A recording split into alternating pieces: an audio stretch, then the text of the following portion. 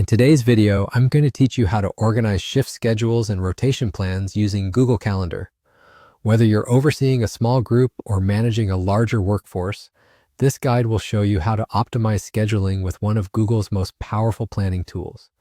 To get started, open your web browser and head over to calendar.google.com. Once your calendar loads, you'll find yourself looking at your weekly schedule, unless you've chosen a different default view.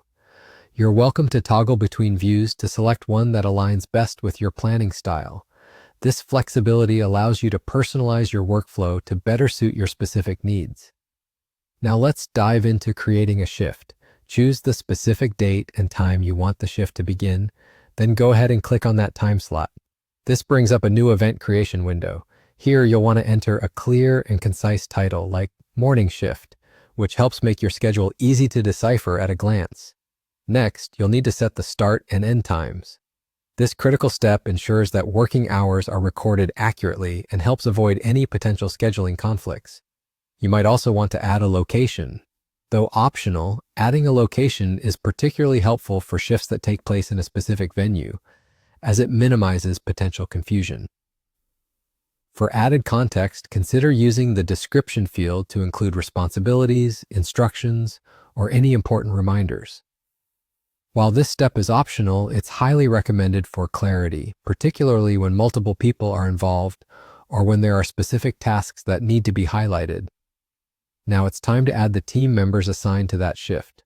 Use the Add Guests field to input their email addresses. Once the event is saved, Google Calendar will automatically send out notifications to everyone you've invited, keeping communication seamless and centralized. After thoroughly reviewing all details, click on Save to confirm and create the event. If your shift repeats regularly, like weekly or bi-weekly, you'll want to open the event once more and click Edit. Look for the Does Not Repeat option and click the drop-down arrow. Here you'll encounter several preset options such as weekly, monthly, and more. If these don't quite match your needs, select Custom to craft a unique repeating schedule. You also have the flexibility to set an end date for the rotation period. Once all configurations are in place, hit Save to activate the recurring pattern.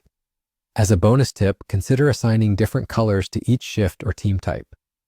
This visual strategy helps quickly identify roles and schedules at a glance, improving overall clarity and reducing miscommunication. And there you have it. You've now mastered an efficient and organized method to manage shifts and schedule rotations using Google Calendar.